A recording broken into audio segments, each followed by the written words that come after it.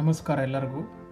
ನೀವು ಶ್ರೀರಾಮಕೃಷ್ಣ ಪರಮಹಂಸ ಅನ್ನೋ ಹೆಸರನ್ನು ಕೇಳಿರ್ತೀರ. ಯಾಕಂದರೆ ಅವರು ವಿವೇಕಾನಂದರ ಗುರುಗಳಾಗಿದ್ದರು.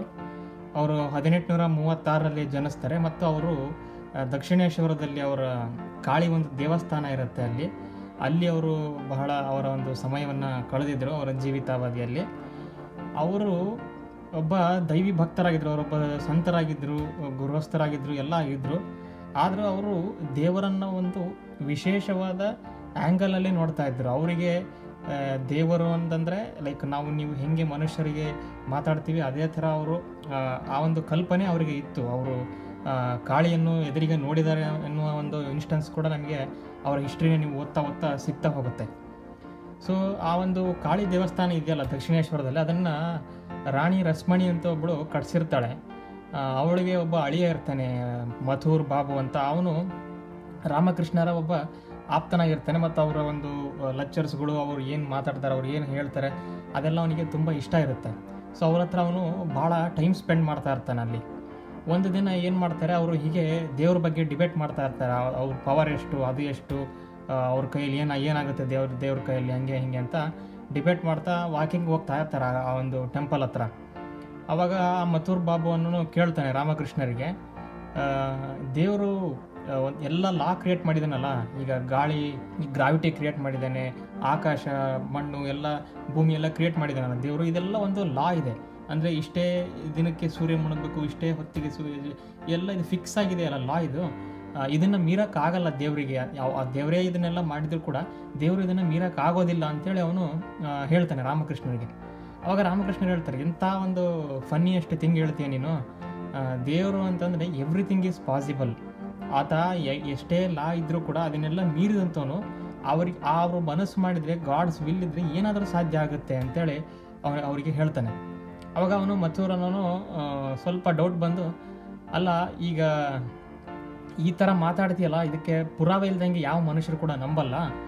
ನಾವು ದಿನ ಈ ದಾರಿಯಲ್ಲಿ ವಾಕಿಂಗ್ ಬರ್ತೀವಲ್ಲ, ಅಲ್ಲಿ ಒಂದು ಕೆಂಪು ದಾಸವಾಳದ ಗಿಡ ಇದೆ, ದೇವರಿಗೆ ಎಲ್ಲ ಪಾಸಿಬಲ್ ಅಂತ ಹೇಳ್ತೀಯಲ್ಲ, ಆ ಒಂದು ಕೆಂಪು ದಾಸವಾಳದಲ್ಲಿ ಬಿಳಿ ದಾಸವಾಳ ಬಿಡೋದಿಲ್ಲ ಅಂಥೇಳಿ ಸೈನ್ಸ್ ಹೇಳುತ್ತೆ ಮತ್ತು ಲಾ ಹೇಳುತ್ತೆ. ಯಾಕಂದರೆ ಡಿಫ್ರೆಂಟ್ ಬ್ರೀಡ್ಸ್ ಆಫ್ ಗಿಡ ಇರ್ತಾವಲ್ಲ. ಸೊ ಅದು ಕೆಂಪು ದಾಸವಾಳ ಬಿಡೋ ಗಿಡದಲ್ಲಿ ಬಿಳಿ ದಾಸವಾಳ ಬಿಡುತ್ತಾ, ಆ ದೇವರು ಅದು ಹಂಗೆ ಮಾಡ್ತಾನ ನಿಜವಾಗ್ಲೂ, ಅದನ್ನು ಈ ಒಂದು ನಿಯಮ ಮೀರ್ತಾನ ದೇವರು ಅಂತ ಕೇಳ್ತಾನೆ. ಅವಾಗ ಶ್ರೀರಾಮಕೃಷ್ಣ ಹೇಳ್ತಾರೆ, ದೇವರ ಇಚ್ಛೆ ಇದ್ದರೆ ಏನು ಬೇಕಾದ್ರೆ ಸಾಧ್ಯ ಅಂತ ಹೇಳಿದ್ದೀನಿ, ಮತ್ತೆ ನೀವು ಈ ಥರ ಕ್ವಶನ್ ಕೇಳಿದರೆ ಹೇಗೆ? ಆ ದೇವರು ನಿಜವಾಗ್ಲೂ ಮನಸ್ಸು ಮಾಡಿದರೆ ಆ ಒಂದು ಗಿಡದಲ್ಲಿ ಬಿಳಿ ದಾಸವಾಳ ಬಿಟ್ಟೇ ಬಿಡುತ್ತೆ ಅಂತ ಹೇಳ್ತಾನೆ. ಅವಾಗ ಅವನು ನಂಬೋದಿಲ್ಲ ಮಥುರನು.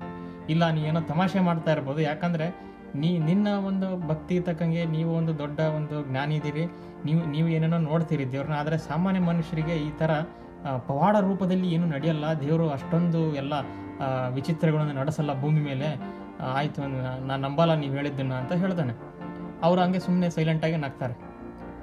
ಮರುದಿನ ಅವರು ಅದೇ ರೋಡಲ್ಲಿ ವಾಕಿಂಗ್ ಬರಬೇಕಾದ್ರೆ ಒಂದು ದೃಶ್ಯ ಕಾಣುತ್ತೆ ಅವ್ರಿಗೆ. ಅದು ಏನು ಅಂತಂದರೆ, ಒಂದು ಟೊಂಗೆಯಲ್ಲಿ 2 ದಾಸವಾಳ ಹೂವಿರುತ್ತೆ. ಆ ದಾಸವಾಳದಲ್ಲಿ ಒಂದು ಕೆಂಪು ಹೂವು, ಅದರ ಪಕ್ಕಕ್ಕೆ ಒಂದು ಶುಭ್ರವಾದ ವೈಟ್ ಆಗಿರೋ ಒಂದು ದಾಸವಾಳದ ಹೂವು ಸಿಗುತ್ತೆ, ಹೂವು ಬಿಟ್ಟಿರುತ್ತೆ ಆ ಗಿಡದಲ್ಲಿ. ಅವಾಗ ಮಥುರ ಅನ್ನೋರಿಗೆ ತುಂಬ ಆಶ್ಚರ್ಯ ಆಗುತ್ತೆ.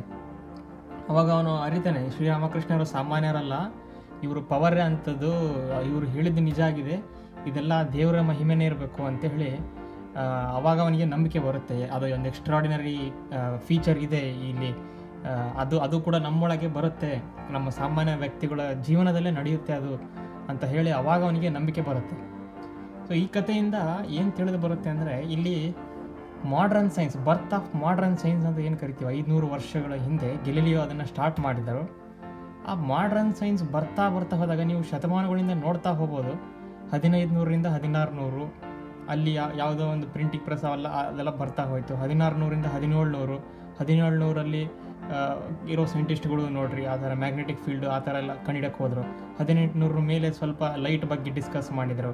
1900ರಲ್ಲಿ ಅದು ಇಂಜಿನ್ಗಳು, ವಿಮಾನಗಳು, ಕಾರ್ಗಳು ಈ ಥರ ಬಂತು. ಸೊ ಈ ಥರ ಬರ್ತ್ ಆಫ್ ಮಾಡ್ರನ್ ಸೈನ್ಸ್ ಮತ್ತು ಟೆಕ್ನಾಲಜಿ ಇದು ಬರ್ತಾನೇ ಹೋದರೂ ಕೂಡ, ಅಂದರೆ ಕಳೆದ ಒಂದು 500 ವರ್ಷನೂ ಇದು ಡಾಮಿನೇಟ್ ಮಾಡಿದೆ ವರ್ಲ್ಡ್ನ. ಆದರೂ ಇಲ್ಲಿ ಸ್ಪಿರಿಚುವಾಲಿಟಿ ಅನ್ನುವುದು ಮತ್ತು ಈ ಥರ ವ್ಯಕ್ತಿಗಳು ಅವಾಗವಾಗ ಜಗತ್ತಿಗೆ ಬರ್ತಾ ಇರೋದು, ಈ ಥರ ವ್ಯಕ್ತಿಗಳಿಂದ ಈ ಈ ಸೈನ್ಸ್ ಎಕ್ಸ್ಪ್ಲೇನ್ ಮಾಡೋಕ್ಕೆ ಆಗದಿರ್ತಕ್ಕಂಥ ಅಥವಾ ಈ ಟೆಕ್ನಾಲಜಿ ಕೂಡ ಎಕ್ಸ್ಪ್ಲೇನ್ ಮಾಡೋಕ್ಕೆ ಆಗದಿರ್ತಕ್ಕಂಥ ಫೋರ್ಸ್ಗಳು ಯಾವಾಗ ಕಾಲದಲ್ಲೂ ಇದ್ದೇ ಇರುತ್ತೆ ಅಂಥೇಳಿ ಬಿಂಬಿಸ್ತಾ ಹೋಗುತ್ತೆ. ಇದನ್ನು ಜರ್ಮನಿಯಲ್ಲಿ ಒಬ್ಬ ವೆರ್ನರ್ ಹೈಸನ್ಬರ್ಗ್ ಅಂತೇಳಿ ಅನ್ಸರ್ಟಿನಿಟಿ ಪ್ರಿನ್ಸಿಪಲ್ ಕೊಟ್ಟವನು ಕ್ವಾಂಟಮ್ ಮೆಕ್ಯಾನಿಕ್ಸಲ್ಲಿ, ಬಹಳ ಫೇಮಸ್ ಫಿಸಿಸಿಸ್ಟ್ ಆಗಿದ್ದ. ಅವನು ದೇವ್ರನ್ನ ನಂಬಿರಲಿಲ್ಲ ಫಸ್ಟಿಗೆ. ಅವನು ಕೊನೆಯ ಕಾಲದಲ್ಲಿ ಒಂದು ಮಾತು ಹೇಳ್ತಾನೆ, ಕ್ವಾಂಟಮ್ ಫಿಸಿಕ್ಸ್ನೆಲ್ಲ ಓದಿ ಅವರು ತುಂಬ ಫೇಮಸ್ ಇದ್ದಾರೆ, ವೆರ್ನರ್ ಹೈಸನ್ಬರ್ಗ್ ಅಂತ, ಜರ್ಮನಿಯವರು. ಅವರು ಒಂದು ಮಾತನ್ನು ಹೇಳ್ತಾರೆ, ನೀವು ಸೈನ್ಸ್ ಅಥವಾ ಟೆಕ್ನಾಲಜಿ ಅನ್ನೋ ಒಂದು ಜ್ಯೂಸ್, ಅದನ್ನು ಏನಾದರೂ ಜ್ಯೂಸ್ ಅಂತ ನೀವು ಲೆಕ್ಕ ಹಿಡಿದ್ರೆ ಅದನ್ನು ನೀವು ಒಂದೆರಡು ಸಿಪ್ಪು ಕುಡಿದ್ರೆ, ಆ ಸೈನ್ಸ್ ಅನ್ನೋ ಜ್ಯೂಸಿನ ಸಿಪ್ಪು ಕುಡಿದ್ರೆ ನಿಮಗೆ ಏನೂ ಅನಿಸೋದಿಲ್ಲ. ಲೈಕ್ ಅದು ನಿಮಗೆ ನಾಸ್ತಿಕನಾಗಿ ಮಾಡಿಬಿಡುತ್ತೆ. ಇದು ದೇವ್ರನ್ನ ಏನೂ ಇಲ್ಲ, ಎಲ್ಲ ಸೈನ್ಸು ಮೂಢನಂಬಿಕೆ, ಅವೆಲ್ಲ ಯಾರು ನಂಬ್ತಾರೆ, ಪವಾಡ ಅಂತೆ, ಅದು ಅಂತ ಇದಾಗುತ್ತೆ. ಆದರೆ ಆ ವರ್ನರ್ ಹೈಸನ್ಬರ್ಗ್, ಅದೇ ಹೈಸನ್ಬರ್ಗ್ಗೆ ಹೇಳ್ತಾನೆ ಫಿಸಿಸಿಸ್ಟು, ನಾವು ಕುಡಿತಾ at the bottom of the glass God is waiting for you ಅಂತ ಹೇಳ್ತಾನೆ. ಅಂದರೆ ಈ ಸಕ್ಕರೆ ಸರಿಯಾಗಿ ಕರಗಿಲ್ಲ ಅಂತಂದರೆ ಕೆಳಗೆ ಕೂತಿರುತ್ತೆ, ನೀವು ಅದನ್ನು ಕುಡಿದ ತಕ್ಷಣ ಸ್ವೀಟ್ ಚೆನ್ನಾಗಿಲ್ಲ, ದೇವರೇ ಇಲ್ಲ ಅಂತೇಳಿ ಡಿಸಿಷನಿಗೆ ಬರ್ತೀರಾ. ನೀವು ನಿಮ್ಮ ಲೈಫ್ ಹೋಗ್ತಾ ಬಾಟಮ್ ಆಫ್ ದ ಗ್ಲಾಸ್, ನಿಮಗೆ ತೊಂದರೆಗಳು ಯಾವಾಗ ಜಾಸ್ತಿ ಬರುತ್ತೆ, ಯಾರು ಇಲ್ಲ ನಿಮ್ಮ ಜೊತೆಗೆ, ಯಾರೋ ಕೈ ಹಿಡಿತಾನೆ ಇಲ್ಲ ಅಂತಂದ್ರೆ ಆವಾಗ ನಿಮಗೆ ಎಚ್ಚರ ಆಗುತ್ತೆ, ಯಾರೋ ಒಬ್ರು ಇದ್ದಾರೆ. At the bottom of the glass God is waiting for you ಅಂತೇಳಿ. ಅದಕ್ಕೆ ಎಷ್ಟೇ ಶತಮಾನಗಳು ಮುಂದುವರೆದ್ರು ಇವಾಗಿನ ಕಾಲದಲ್ಲಿ ಮಂಗಳ ಗ್ರಹಕ್ಕೆ ಹೋಗುವ ಒಂದು ಯೋಚನೆ ನಡೀತಾ ಇದೆ, ಚಂದ್ರನ ಮೇಲೆ ಹೋಗ್ತಾರೆ ನಾಸಾದವರು, ಆರ್ಟಿಫಿಷಿಯಲ್ ಇಂಟೆಲಿಜೆನ್ಸ್ ಬಂದಿದೆ, ನ್ಯೂರಾಲಿಂಕ್ ಅಂತ ಬಂದಿದೆ.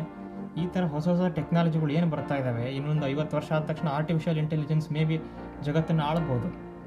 ಅದೆಲ್ಲ ಒಂದು ಬಂದಾಗ ನೆಕ್ಸ್ಟ್ ಜನರೇಷನ್ನು ಹೇಗಿರ್ತಾರೆ ಪೀಳಿಗೆ ಅಂತ ನೀವು ಒಂದು ಸಲ ಇಮ್ಯಾಜಿನ್ ಮಾಡಿದರೆ, ಅವರಿಗೆ ಈ ಥರ ಎಲ್ಲ ಹೇಳಿದರೆ, ಈ ಥರ ನಡೆದಿತ್ತು, ಈ ಥರ ಜನರು ಇದ್ದರು ಅಂಥೇಳಿ ಸಾಕಷ್ಟು ಪುರಾವೆಗಳು ಇಲ್ಲ ಅಂತಂದರೆ ಅವರು ನಂಬೋದೇ ಇಲ್ಲ. ಈ ಥರ ಜನರು ಇದ್ದರು, ರಾಮಕೃಷ್ಣ ಅಂತವರು ಅಥವಾ ಯಾರೋ ಗುರುರಾಯ ಅಂತವ್ರು ಇದ್ದರು ಅಂತಂದರೆ ಅವರು ನಂಬೋದೇ ಇಲ್ಲ.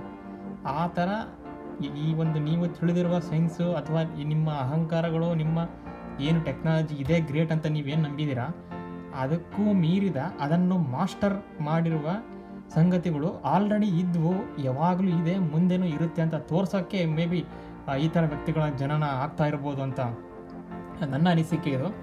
ಆದರೆ ಇಲ್ಲಿ ಸ್ಪಷ್ಟವಾಗಿ ಗೊತ್ತಾಗುತ್ತೆ, ಈ ಸ್ಪಿರಿಚುವಾಲಿಟಿ ಮತ್ತು ಸೈನ್ಸ್ ಅನ್ನುವುದು ಒಂದು ಬೇರೆ ದಾರಿಯಲ್ಲಿ ಹೋಗುತ್ತೆ ಅಂತ ಅನಿಸಿದರೂ ಕೂಡ ಒಂದಕ್ಕೊಂದು ಇಂಟರ್ಲಿಂಕ್ ಆಗಿದೆ. ಅದು ಸ್ಪಿರಿಚುವಾಲಿಟಿ ಅಂದ್ರೆ ಒಂದೇ, ಅಂದರೆ ಸೈನ್ಸ್ ಅಂದರೂ ಒಂದೇ. ಅಂದರೆ ಅದು ನೀವು ಯಾವ ಥರ ನೋಡ್ತೀರಾ ಅನ್ನೋದ್ರ ಮೇಲೆ ಡಿಪೆಂಡ್ ಆಗುತ್ತೆ. ಈ ರಾಮಕೃಷ್ಣ ಅನ್ನೋರು ಯಾವತ್ತೂ ಸೈಂಟಿಸ್ಟ್ಗಳು ಥರ ಎಕ್ಸ್ಪೆರಿಮೆಂಟ್ ಮಾಡೋದಾಗಲಿ, ಲ್ಯಾಬಲ್ಲಿ ಹೋಗೋದಾಗಲಿ, ಇಕ್ವೇಷನ್ ಈ ಥರ ಮಾಡಿದವರಲ್ಲ. ಆದರೂ ಅವರು ಜಗತ್ತಿನ ಏನು ನಿಯಮಗಳಿದ್ದಾವೆ, ಜಗತ್ತಿನಲ್ಲಿ 4 ಫಂಡಮೆಂಟಲ್ ಫೋರ್ಸ್ಗಳಿದ್ದಾವೆ: weak nuclear force, strong nuclear force, gravitational force, electromagnetic force ಅಂತ. ಇವು 4 ಯಾರೂ ಮೀರಲ್ಲ, ಇವು 4 ಮೀರೋಕ್ಕಾಗೋದಿಲ್ಲ ಅಂಥೇಳಿ ವಿಜ್ಞಾನದಲ್ಲಿ ನಾವು ಕರಿತೀವಿ. ಅದಕ್ಕೆ ಇವನ್ನ 4 ಫಂಡಮೆಂಟಲ್ ಫೋರ್ಸ್ ಅಂದರೆ ಮೂಲಭೂತ ಶಕ್ತಿಗಳು ಅಂತ ನಾವು ಇದನ್ನು ಕರಿತೀವಿ. ಇದನ್ನು ಅರಿತವರು ಈ ಥರ ವ್ಯಕ್ತಿಗಳು. ಆದರೆ ಇವ್ರು ಯಾರು ಸೈನ್ಸ್ ವೇಲೆ ಬಂದಿಲ್ಲ, ಇವ್ರು ಯಾರು ಟೆಕ್ನಾಲಜಿ ಕಲ್ತೋರಲ್ಲ.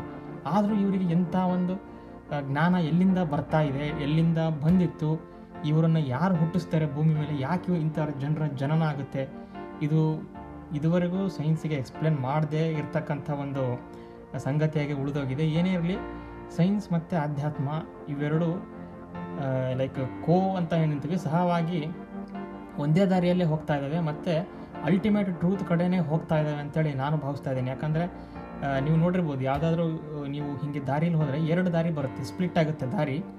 ಒಬ್ಬನು ಈ ದಾರಿಯಲ್ಲಿ ಹೋಗ್ತಾನೆ, ಇನ್ನೊಬ್ಬನು ಆ ದಾರಿಯಲ್ಲಿ ಹೋಗ್ತಾನೆ. ಒಂದು ತಾಸು ಆದಮೇಲೆ ನೋಡಿದರೆ ಇಬ್ಬರು ಒಂದೇ ಕಡೆ ಬಂದು ಸೇರಿರ್ತಾರೆ. ಆ ಥರ ಇರ್ಬೋದು ಈ ಸೈನ್ಸ್ ಮತ್ತು ಸ್ಪಿರಿಚುವಾಲಿಟಿ. ಈ ಥರ ಎಲ್ಲ ಎಕ್ಸ್ಪೀರಿಯನ್ಸ್ ಆದಾಗ ಈ ಥರ ವ್ಯಕ್ತಿಗಳು, ಈ ಥರ ಒಂದು ಘಟನೆಗಳು ನಡೀತಾ ನಿಜವಾದ ಸ್ಪಿರಿಚುವಾಲಿಟಿ ಅಂದ್ರೇನು, ನಿಜವಾದ ಸೈನ್ಸ್ ಅಂದ್ರೇನು ಅಂಥೇಳಿ ಅದರ ಬಣ್ಣಗಳು ಗೊತ್ತಾಗ್ತಾ ಹೋಗುತ್ತೆ ಅಂತ ಹೇಳ್ತಾ ಈ ವಿಡಿಯೋನ ಇಲ್ಲಿಗೆ ನಾನು ಮುಗಿಸ್ತಾ ಇದ್ದೀನಿ. ನಿಮಗೆ ಇದೇ ತರಹದ ಬ್ರಹ್ಮಾಂಡಗಳ ವಿಷಯಗಳು ಮತ್ತು ಮನಸ್ಸಿನ ಬಗ್ಗೆ ಮತ್ತು ರಹಸ್ಯಗಳ ಬಗ್ಗೆ ವಿಡಿಯೋಗಳು ಲೈಕ್ ಇಷ್ಟ ಆದಲ್ಲಿ ದಯವಿಟ್ಟು ನನ್ನ ಚಾನಲ್ನ ಸಬ್ಸ್ಕ್ರೈಬ್ ಮಾಡಿ.